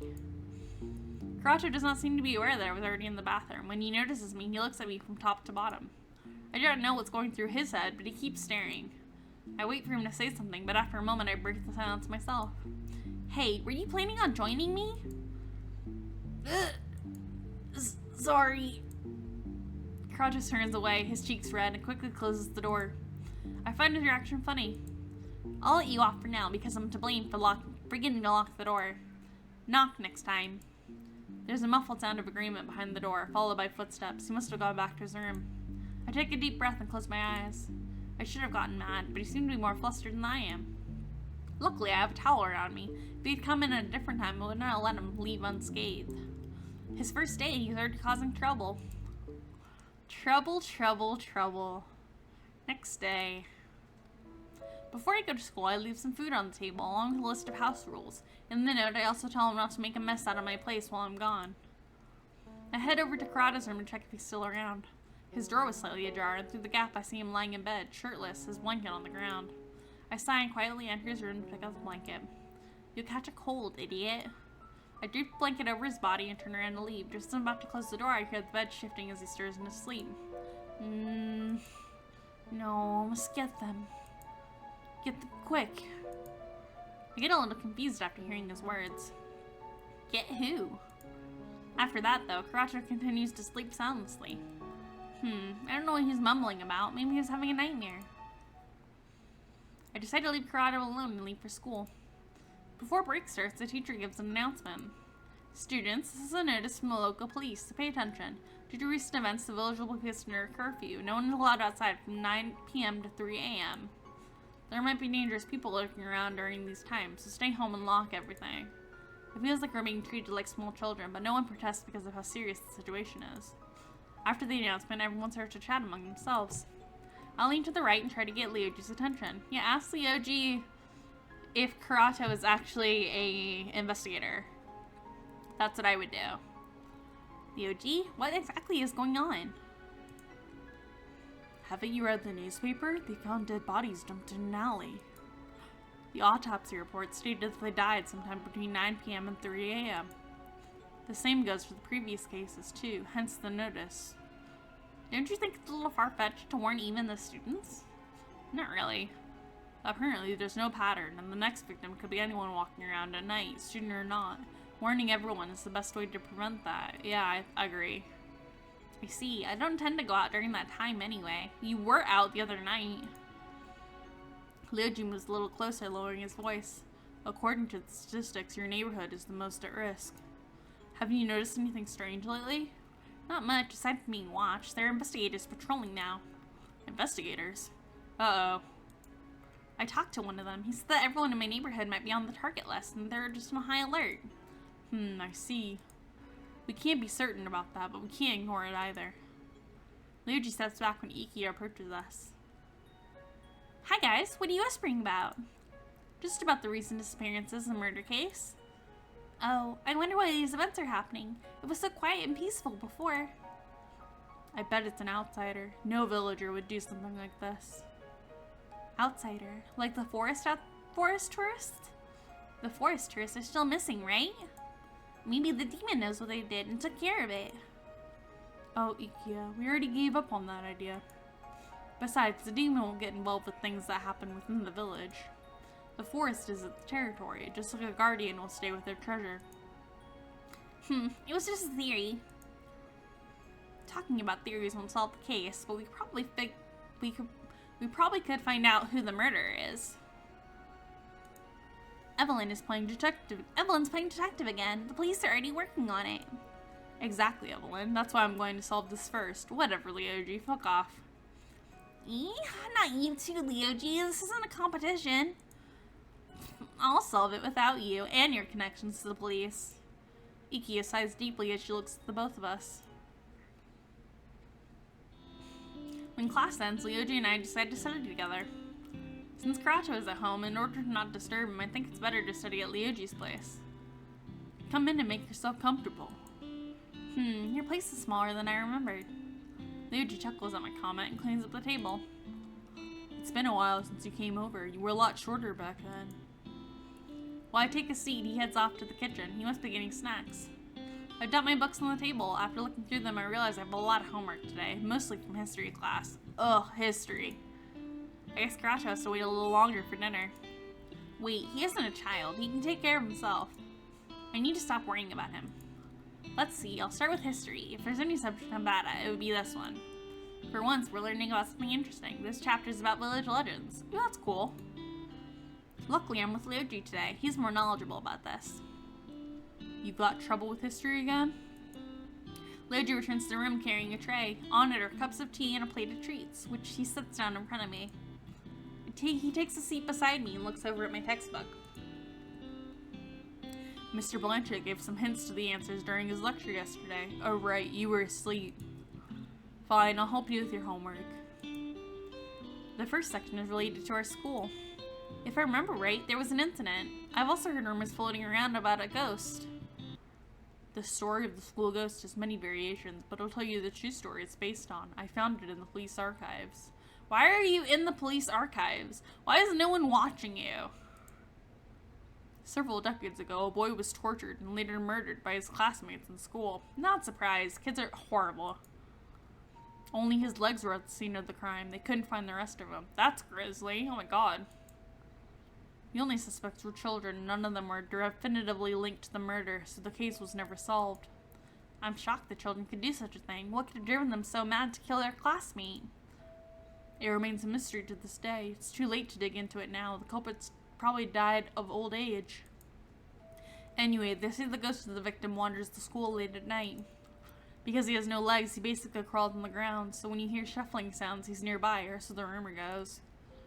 Is he an evil spirit that remains in the school for revenge? Probably. No one has seen him up close, but there are people who claim to have seen strange things through the windows from outside. The shuffling sound is hard to identify, too. It could have easily been something else. That sounds interesting. I suddenly have the urge to explore the school at night. You can't. There's a curfew. Did you think you're the only one who got that idea? I told you, no one has encountered him. Maybe if I'm lucky, I'll get to see him. Unlucky, more like it. I roll my eyes and turn back to my textbook. There's a photo on the page. Written in small text under the photo is, in memory of Class 1E. Leoji gives a brief description of the victim's appearance. I search for the boy in the photo. He's standing on the far left as the shortest of the group.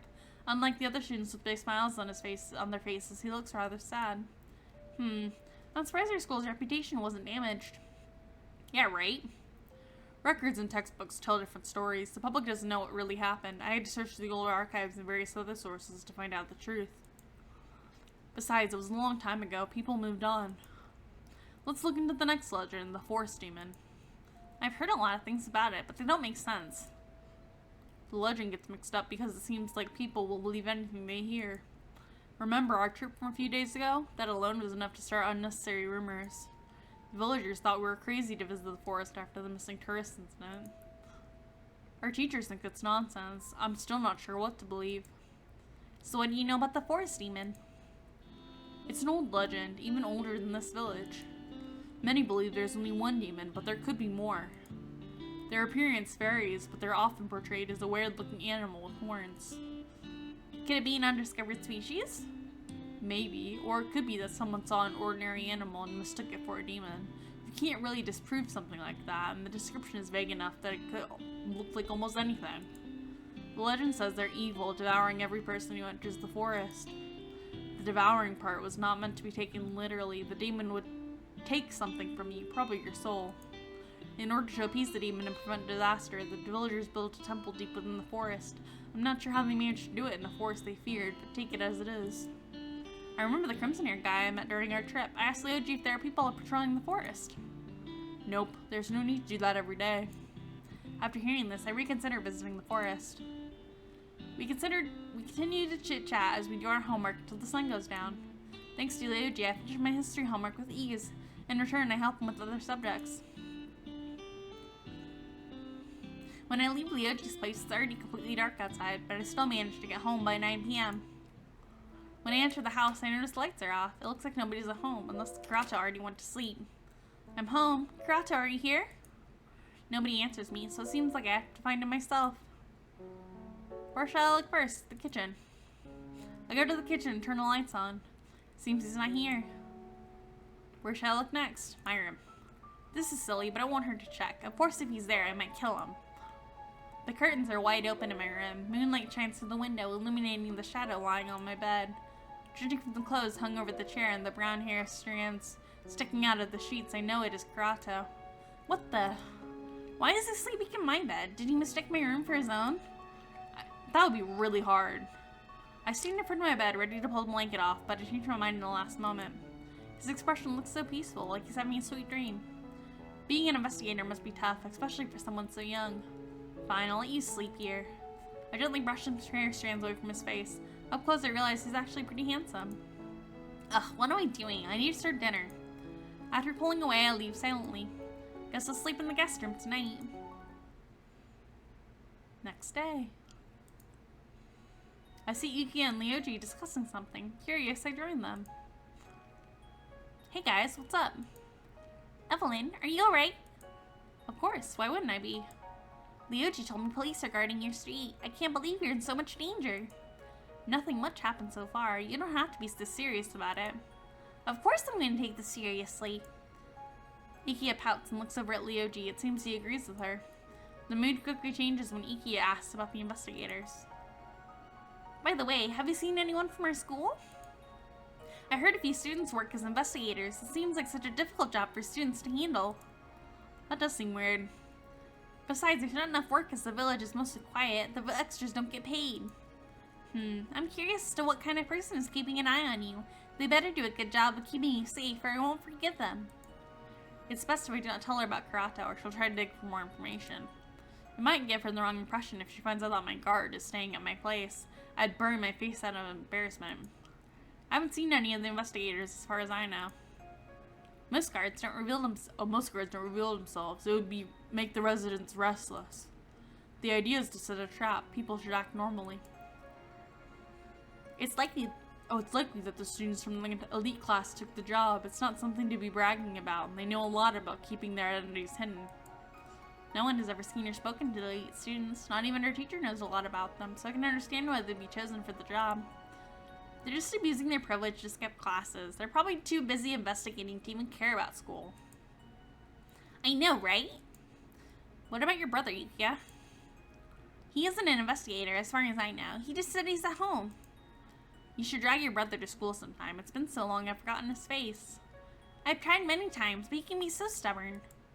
Our discussion is interrupted by Mr. Blanchett calling us to our seats. We do not get another chance to speak until classes end for the day, when Iki and Leoji depart for their school clubs. After saying goodbye, I pack my things to go home. No clubs for you?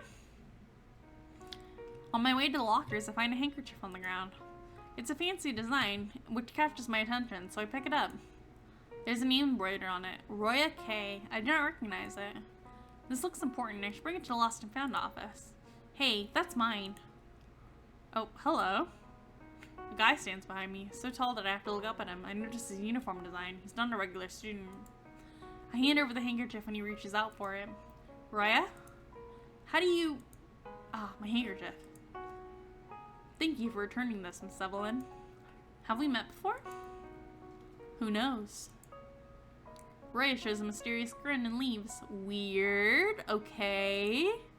I stare at his back until he disappears from sight. I've never met this guy before. How does he know my name? He's also the first elite student I've ever seen walking around school. I wonder why he's here today. Elite students sure are peculiar. I think it's weird that you have this whole class of students who have special privileges and are super smart and do special things, and some of them are investigators, and it just seems very strange to me. They're still high school students. Are you sure you want to entrust such big important jobs to high school students?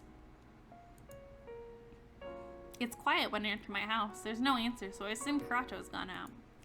I drop my bag and decide to head for the kitchen to prepare tea. It always calms me down after a long day. I pass by the living room and freeze, hearing soft breathing coming from the couch. Upon stepping closer, I notice that Karato is lying there, his sleeping face looking peaceful. He must have worked hard today. I should let him be. When I return, Karato is already sitting up, reading. He looks up from his newspaper. He woke up so quickly. Did I disturb you? Nah, I had a good nap. I just made tea. Let me get you some. Karato smiles appreciatively when I hand him a cup. I sit next to him and glance at what he's reading. It occurs to me that there are things about him I've yet to confirm. It was written on his badge that he attends the same school as me. Say, Karato, did you really never attend class? What class are you in? Normally you'd get a penalty for being absent. Let's see. I think people call it the elite class or something.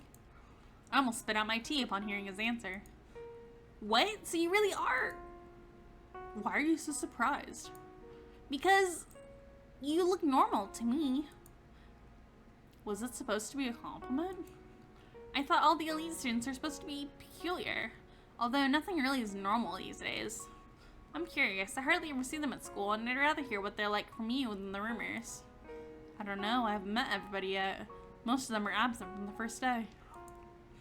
If everyone else is skipping class, why shouldn't I? You don't even know your own classmates? I just said. It's not that I don't believe you. I just find it a bit strange. I guess they have their reasons. I do remember someone. There's this one guy named Chain. He's an investigator like me, so I've seen him around. Do you guys get along? Sorta, but we're more like rivals. He's kind of reserved. Doesn't talk a lot. You can say we're opposites, personality-wise. You'll get it if you meet him. Are we gonna meet him? I bet he's a truant, just like you. Speaking of your classmates, do you know a guy named Roya?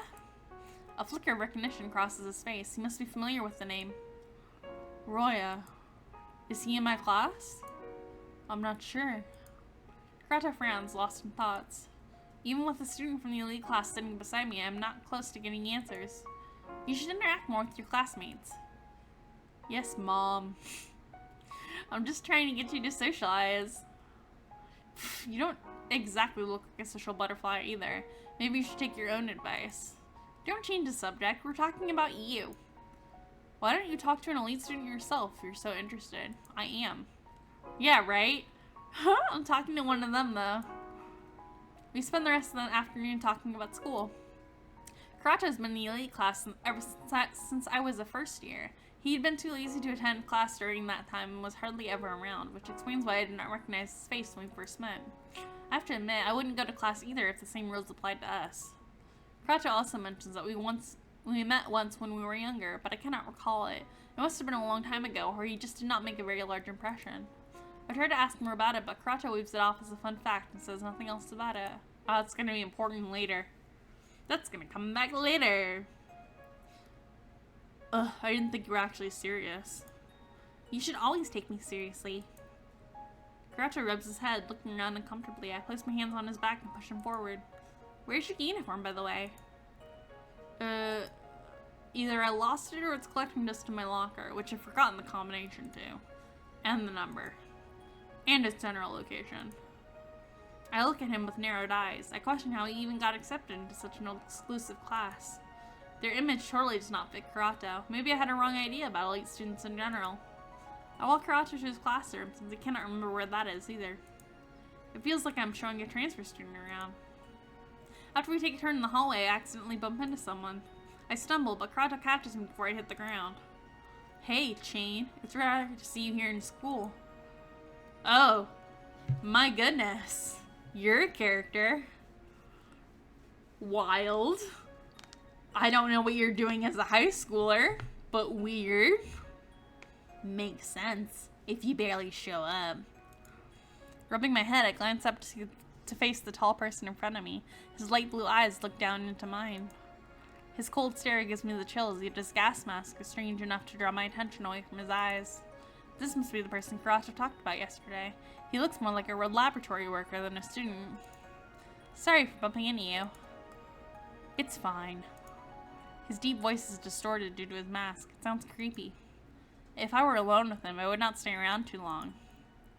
Karato moves forward and pats Chain on the shoulder. So, what are you doing here? Jane glances around at Karato's hand and steps away from him. Just some business. You?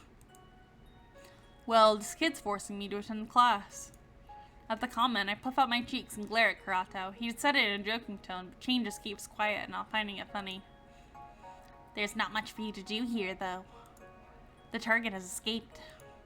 Target? Karato just nods in response, his expression unchanging. After those words, Chain takes his leave. That sounded like something important. That does sound like something important. I wonder what Chain meant, but I doubt Karato will tell me about it. Yeah, Karato seems to be keeping a lot of secrets. Why was Chain wearing a gas mask in school? It's not like the air here is bad. I don't know. Might be a fashion choice. The elite student's classroom is located in a different part of the school building. Even though there's no one in the hallways, it feels awkward standing around when I have no business being there. Karato, not wanting me to leave, asked me to keep company for a short while. I only say yes to satisfy my curiosity. I expect the classroom to be completely empty, but a lone voice is in the corner, a book in his hands. Oddly enough, he does not look older than 14. I look back at Karato in confusion. Did we enter the wrong classroom? You look confused, but we're in the right place. I remember my classroom, at least. It's usually pretty empty. That boy is Kaichi, by the way. He looks young enough to be in elementary school. Oh, he looks young enough to be in elementary school. Oh my god, he's so small. After abruptly putting his book down, the boy stands up and starts walking towards us. When he stops in front of me, I notice he's even shorter than I am. I can hear you. What's his voice say? I can hear you. The answer is no. I'm just physically 14. And I'm an elite student. Kaichi answers all my questions at once with a straight face. Even Karato remains speechless. Don't gossip about your seniors or make random assumptions. Go back to your own classroom. This place is only for the elite. He turns to Karato, who's standing beside me. And you, if you're staying, don't disturb me. I'm reading something important. The boy shoots me a fierce look that makes me freeze in place before he returns to his seat. Karato, did you hear that? Karato chuckles, patting my shoulder. Don't take it personally. Kaichi's always like this. I didn't mean to offend Kaichi. He must have a bad impression of me now. I think a lot of people have bad impressions of us. I don't think our reputation is very good. Honestly, though, these elite people are weird. That boy. You should go back to your classroom. Thanks for accompanying me this far. I'll pick you up once classes are over. Actually, you can just wait for me by the lockers. It's not like I'm embarrassed, but if Karato comes to pick me up, my friends, especially Ikia, will have endless questions. Maybe I'll introduce Karato to them another day when the time is right. Alright, if you say so. After class is done, I immediately head to my lockers, which seems more crowded than usual. There's a group of people surrounding something, but I cannot see what. Even Ikia is there. There are too many people. I can't find Karato. Are you a transfer student? I've never seen you before. I move closer to see what's going on and instantly recognize Karato in the center of the crowd. I cannot miss his dark beanie. What has he done to attract this much attention? Just because he's a normal-looking elite student? Ugh, how do I reach him? The moment Karato sees me, he smiles and starts pushing his way through the crowd. I self-consciously step back, trying to make myself stand out less, then turn around and walk out of the school. Evelyn, you left so quickly. What's wrong? Wait, don't tell me you're jealous. Why would I be? Karato chuckles at my reaction as he walks beside me. So, had any fun in class? Kaichi and I were the only ones around. I was stuck with that brat the whole day. It wasn't fun at all. Why don't you try to socialize with him? Who wants to be friends with a sharp-tongued little bookworm? Not a fan of children? Not when they glare murderously at me. I can hear you. Well, it's Kaichi again. We both turn around to find Kaichi behind us, glaring with the same look Karata was just talking about. I don't notice him at all. How long have you been walking behind us? Just for a short while. It's not like I'm following you. I'm going to the public library, which is also in this direction. I see you're still gossiping about your seniors. It seems you didn't take my words seriously. You're not even worth talking to. He stares at us blankly. I don't know if Kaichi is speaking to the both of us or just me. The awkward air between us feels thick as a brick wall. Karata and I stand there, not knowing what to say, while Kaichi just keeps walking, ignoring us. That's probably for the best. I feel the tension fading away as he turns the corner. Cute as he is, he can be rather gloomy and difficult to handle. When we reach home, I settle on the living room couch and start doing my homework. Karata just sits beside me, browsing through a newspaper like he has nothing better to do. Don't you need to study for the upcoming exams? Nah, that'd be boring. Besides, I've already memorized everything I need to know for them. Well, genius, since you have nothing to do, can you help me with history? Sure. What's your question? There's a legend about the school ghost. What do you know about it? That one's... Karata rubbed his chin while looking down at my textbook. His eyes glint up after a moment. Something must have come to mind. Part of the story is real. The ghost of a boy sometimes appears around the school at night. So you believe ghosts exist? Who knows? They might even be around right now. Do you? The doorbell rings before I can answer. Putting my textbook aside, I stand up to check it out. And that's where we're going to end it for today. So we'll answer the door next time. Let me go ahead and save real quick. Day 11. Sounds good. And that's going to be it for Dark Nights today. So thank you for joining me, guys, for this episode of Dark Nights. I hope you really enjoyed it. I'm really enjoying this story. It's very mysterious. There's a lot going on. Like I said, we're going to go through a couple different routes. So stay tuned on Fridays for more Dark Nights. And, yeah, join me tomorrow for D&D. We'll be doing a session 0. It's going to be me and Gob Gob. So come join me and my lovely husband Gob Gob for some D&D tomorrow. We're going to be doing a session 0. We're going to be making classes. We're going to be picking spells, talking about the campaign, things like that. So go ahead and join us if you're interested in seeing what the upcoming campaign is going to be like. If you end up missing it, go ahead and check out the VODs channel in a few weeks. It'll be up on there.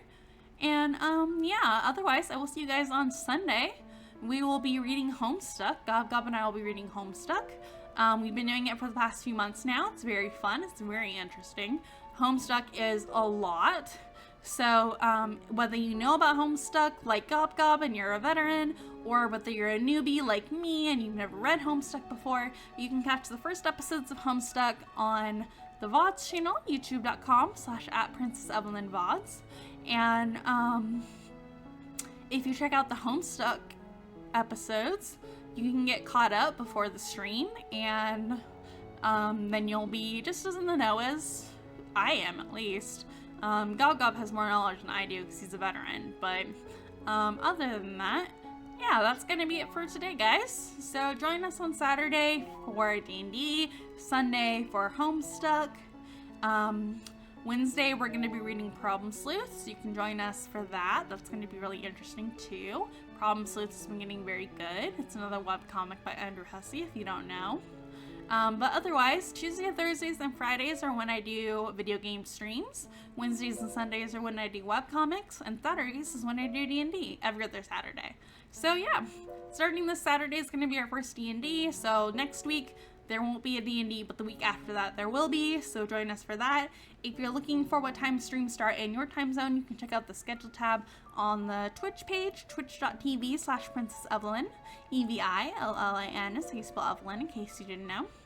And you can check out the schedule tab, see what's going on, what time it's starting in your time zone. Never miss a stream, but if you do, you can check out the VODs channel, youtube.com/@princessevillanvods. And you can find all the streams on there, lately edited, full streams. So yeah, go check it out. If you're looking for other games that I played too, that's also on there as well. So go ahead and check out the Bots channel if you're looking for other content that I've made, or you're looking for the first parts of games that we're playing this week, including Deponia, Homestuck, Problem Sleuth, things like that. So go ahead and check it out if you're interested. But anyways, that's gonna be it for me today, guys. Thanks for joining me. I'll see you later. And yeah, bye guys. Bye. Bye-bye.